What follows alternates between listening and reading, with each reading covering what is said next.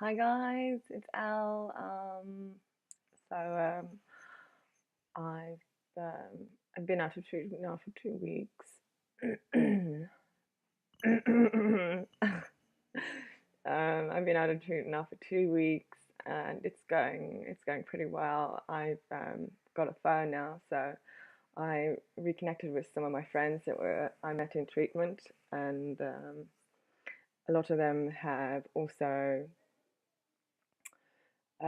decided not to drink or do anything like that, which is really nice for me because it means I have friends again. So I love you guys. Um, yeah, so hopefully at my birthday at the end of the month we can all hang out. I'm going to have a Mad Hatter's tea party, I think.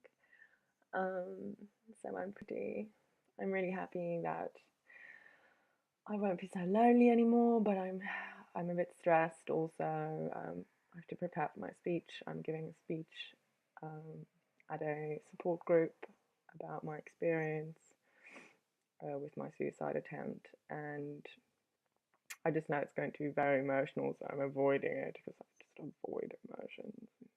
Yeah. So yeah, just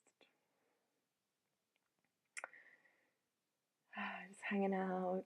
Can't wait to see my friends, especially my bestie. I won't I won't say her name because I believe in anonymity. It's all about anonymity, but just knowing that you're not alone and that treatment really works. Um, you know. So yeah, just fucking. I'm really afraid to speak in front of people. I'm always really afraid to speak in front of people, and then when I start speaking, it's just like word vomit. It just like all comes out. And yeah, so I'm loving my new hairstyle. It's really nice. It's really easy. Um, and we have a massive water crisis in our country at the moment. So it's a lot easier to wash your hair when it's not so long, you know. Um, it's I really like it. I like to wear messy, like my messy hair, and yeah. So I think today I'm going to work on my speech a bit, um, apply for a couple more jobs. Um, the jobs that I've applied for, that I've got the interview for, is a finance position. I'm really good with numbers and stuff.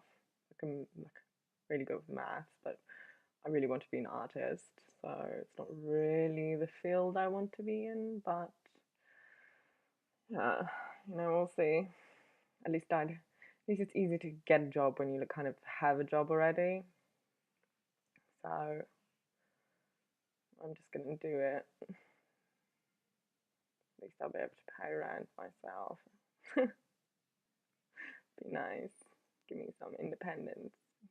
And I think that's like the hardest thing. Like when you come out of treatment, everyone just babies you so much, and you have no independence, and it's got a really bad impact on your self-esteem. But when you get your shit together and you work hard and you kind of stick to the rules, or not that we like sticking to rules. Um, just take your meds and get sleep, get a good amount of sleep. I've been struggling with sleep. My meds make me sleep eat. So like I wake up and there's like food everywhere. It's disgusting. Um, but and I've been really struggling with sleep and withdrawal symptoms. Um, but it's getting better.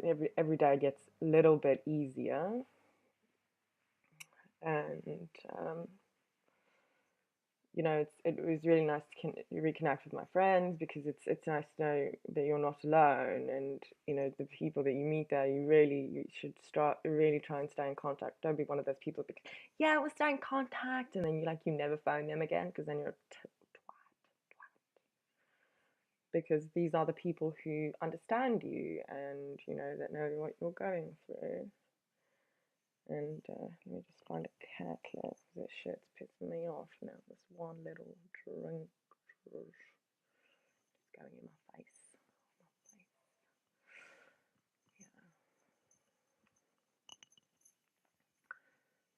Yeah. So mixed feelings today, but getting better.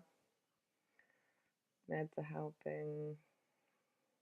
Um, it helps to actually take your meds. Before I had meds, but I wasn't taking them so consistently. So now I take them more consistently and I get more sleep. So that my moods are a lot better and they don't fluctuate so much. So yeah, treatment helps. You're not alone. Learn to love yourself. Try and identify, your character defects so you can work on them. It doesn't mean judge yourself. It just identify something and be honest about it, and really just try and work on it. It makes it easier to live. Doesn't mean you have to be a normal person. It just means that people don't treat you like you're a fucking lunatic. They treat you with respect, which is what they should do anyway. There's this doctor, this psychiatrist that wrote all these short stories about the he calls it the what does he call it? Fuck. He calls it the shit. Why can't I remember the name? The stigma. He calls it the stigma of mental illness, and it's basically like when you have a mental illness, people treat you like you're some kind of criminal or something, like bad, and that's really wrong. Like they shouldn't treat us that way. We're different. We're not, our brains are different, and they, doesn't make us bad people at all. Most of us are really kind and compassionate and loving. It's just you don't know how to deal with us, so we don't know how to deal with us. And if you put some effort into it, you can see I've got my nice outfit on this morning. Loving myself. Yeah, so gonna keep it short and sweet. Remember, there's love out there. People like you, make friends, go to treatment. Go to treatment. Don't try and hurt yourself. Don't be ashamed. Don't feel shame for what you are. It's not a bad thing. It really makes you unique and special, and your mind is a beautiful, beautiful thing, actually. I don't understand why people aren't jealous of us.